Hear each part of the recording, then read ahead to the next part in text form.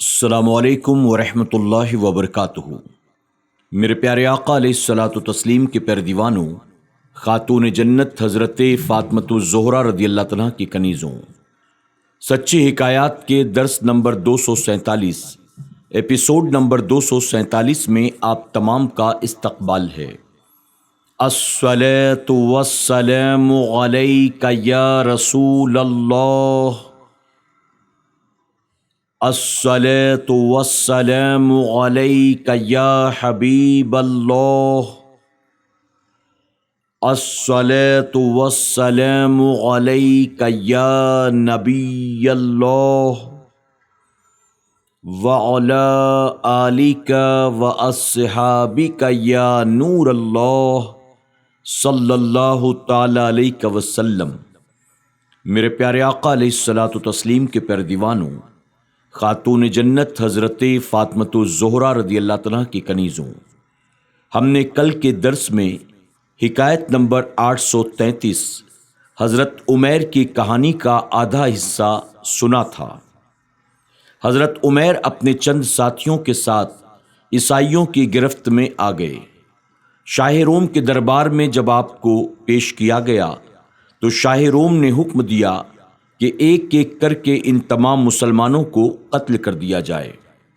فرمایا گیا کہ تمام مسلمانوں کو حضرت عمیر کی آنکھوں کے سامنے ایک ایک کر کے قتل کر دیا گیا۔ جب آپ کے قتل کی باری آئی تو ایک عیسائی پادری آگے بڑھا اور اس نے شاہ روم سے درخواست کی کہ آپ اس لڑکے کو میرے حوالے کر دیں، میں اسے اپنے دین میں لے آؤں گا۔ چنانچہ شاہ روم نے اس بات کی اجازت دے دی۔ وہ پادری حضرت عمیر کو اپنے گھر لے کر آتا ہے، اپنی بیٹی کو سامنے بٹھاتا ہے اور حضرت عمیر سے کہنے لگا کہ شاہ روم میری بہت عزت کرتا ہے اور لوگ بھی میرا بہت احترام کرتے ہیں۔ اگر تم اسلام کو چھوڑ کر عیسائی بن جاؤ تو میں تمہیں مال و دولت بھی دوں گا اور اپنی اس بیٹی سے تمہارا نکاح بھی کرا دوں گا۔ حضرت عمیر رضی اللہ عنہ نے اس بات کو ماننے سے منع فرما دیا۔ پادری نے آپ کو ڈرایا دھمکایا، بہلایا پھسلایا، تمام کوششیں کر چکا، لیکن آپ نے صاف طور پر یہ کہا، یہ وہ نشہ نہیں جسے ترشی اتار دے۔ اب آگے ایک رات پادری کی لڑکی نے حضرت عمیر کو ایک باغ میں بلایا اور کہنے لگی، تم عیسائی کیوں نہیں ہو جاتے؟ حضرت عمیر بولے، میں مال دنیا اور عورت کی خاطر اپنی عاقبت کو ہرگز برباد نہیں کرنا چاہتا ہوں۔ لڑکی نے کہا، تو اپنا دو ٹوک فیصلہ سنا دو، کیا ہمارے پاس رہنا چاہتے ہو یا اپنے وطن کو واپس جانا چاہتے ہو؟ حضرت عمیر بولے، میں اپنے وطن کو واپس جانا چاہتا ہوں۔ لڑکی بولی، تو اچھا، میں تمہیں آزاد کرتی ہوں۔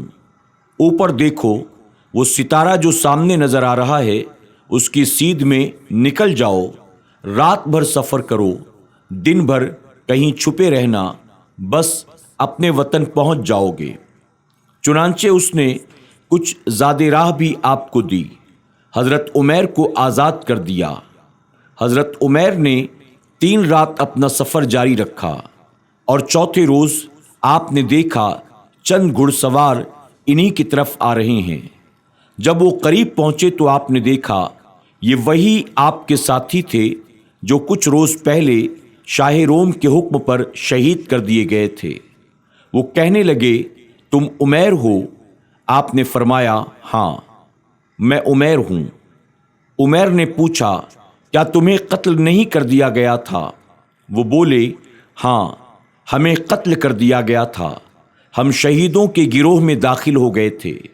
آج اللہ تعالیٰ نے شہداء کو اجازت دی تھی کہ وہ حضرت عمر بن عبدالعزیز کے جنازے میں شرکت کریں، چنانچہ ہم وہاں جا رہے ہیں۔ پھر ایک سوار نے عمیر کا ہاتھ پکڑ کر اٹھایا، اپنے گھوڑے پر انہیں بٹھایا اور پل بھر میں انہیں ان کی منزل پر پہنچا دیا۔ سبق: اللہ کی راہ میں مرنے والے زندہ ہوتے ہیں۔ یہ بھی معلوم ہوا کہ سچے مسلمان کسی دنیاوی لالچ یا کسی عورت کی خاطر اپنا دین ہاتھ سے نہیں چھوڑتے۔ ہزار لالچ کے باوجود بھی وہ اپنے مسلک پر ڈٹے رہتے ہیں۔ یہ بھی معلوم ہوا کہ حضرت عمر بن عبد العزیز کی بہت بڑی شان ہے کہ ان کے جنازے میں شہداء بھی شامل ہوئے ہیں۔ حکایت نمبر 834 نصیحت۔ حضرت حسن بصری علیہ رحمہ اپنے شاگردوں کے ساتھ کہیں تشریف لے جا رہے تھے۔ راستے میں آپ نے ایک رئیس کو دیکھا جو بڑے کر و فر اور شان و شوکت کے ساتھ اپنے غلاموں کے ہمراہ گھوڑے پر بیٹھا ہوا چلا جا رہا تھا۔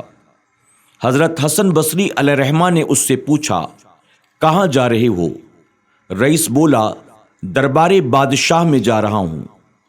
آپ نے فرمایا، تم نے لباس فاخرہ پہنا ہے، لباس کو عطر سے معطر کیا ہے تاکہ تو دربار شاہی میں شرمندہ نہ ہو، حالانکہ دربار شاہی والے بھی تیری ہی مانند بشر ہیں۔ اب تو سوچ کہ کل قیامت کے روز خدا تعالیٰ کے دربار شاہی میں جہاں بڑے بڑے انبیاء اولیاء موجود ہوں گے، اپنے گناہوں کی میل سے کیا تو شرمندہ نہ ہوگا؟ رئیس کے دل پر اس بات کا بہت اثر ہوا۔ پھر آپ نے پوچھا، تو نے اپنے گھوڑے پر اس کی ہمت سے زیادہ بوجھ ڈالا ہے؟ رئیس نے کہا، نہیں۔ آپ نے فرمایا، تم گھوڑے پر تو رحم کرتے ہو مگر اپنے نفس پر رحم نہیں کرتے جس پر گناہوں کا بوجھ تم نے لاد رکھا ہے۔ سوچو تو صحیح اس کا انجام کیا ہوگا۔ رئیس یہ نصیحت سن کر گھوڑے سے نیچے اتر آیا اور حضرت حسن بصری کے ہاتھ پر بیعت کر کے خدا والا بن گیا۔ سبق: اللہ والے اپنی نگاہ اور اپنے ارشادات سے انسان کی کایا پلٹ دیتے ہیں۔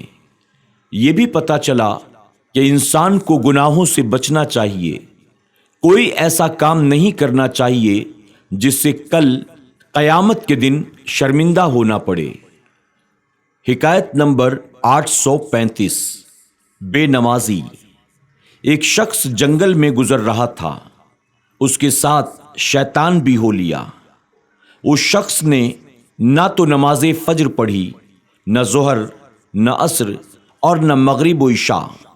رات کو جب سونے کا وقت ہوا تو شیطان نے اس سے کہا، میں تم سے دور رہنا چاہتا ہوں۔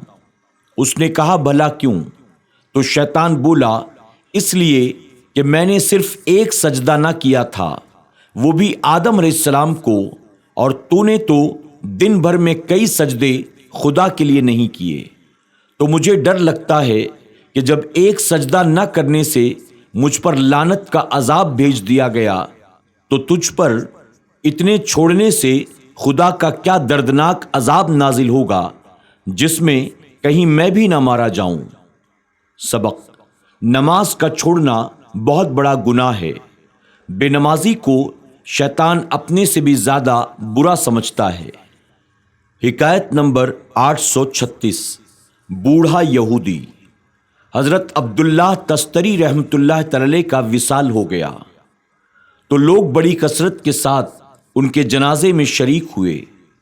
شہر میں ایک بوڑھا یہودی تھا، اس نے شور و غل سنا تو باہر نکلا تاکہ دیکھے کہ یہ شور کیسا ہے۔ جب باہر نکلا تو اس نے ایک عجیب منظر دیکھا، پھر لوگوں سے پکار کر کہنے لگا، اے حاضرین، ذرا اوپر تو دیکھو کیا نظارہ ہے۔ لوگوں نے کہا، اوپر کیا ہے؟ وہ بولا، میں دیکھ رہا ہوں کہ آسمان سے بھی ایک قوم اتری ہے جو اس جنازے کی برکت حاصل کر رہی ہے۔ پھر بولا، لوگوں گواہ رہو، میں مسلمان ہوتا ہوں۔ پھر وہ کلمہ پڑھ کر مسلمان ہو گیا۔ سبق: اللہ والوں کی موت بھی لوگوں کے لیے رحمت ہوتی ہے۔ ایک ایسے بھی ہوتے ہیں جن کی زندگی بھی لوگوں کے لیے مصیبت ہوتی ہے، پھر ان اللہ والوں کی مثل کوئی کیسے ہو سکتا ہے۔ آج کے درس میں بس اتنا ہی۔ انشاءاللہ چند نئی حکایات کے ساتھ ایک نئے ایپیسوڈ میں کل پھر ہماری اور آپ کی ملاقات ہوگی۔ اپنا خیال رکھیں اور اپنی دعاؤں میں ہمیں ضرور یاد رکھیں۔ السلام علیکم ورحمۃ اللہ وبرکاتہ۔ یوٹیوب پر ہمارے SDI آڈیو چینل کو ابھی سبسکرائب کریں، سچی حکایات کے تمام ایپیسوڈز کو سنیں اور نئے ایپیسوڈز کی نوٹیفیکیشن کے لیے بیل آئیکن پر کلک کرنا نہ بھولیں۔ لائک کریں، سبحان اللہ، الحمدللہ کے ذریعے کمنٹ کریں اور اس کاری خیر کا حصہ بننے کے لیے ان حکایات کو زیادہ سے زیادہ اپنے دوست احباب اور رشتہ داروں کے ساتھ شیئر بھی ضرور کریں۔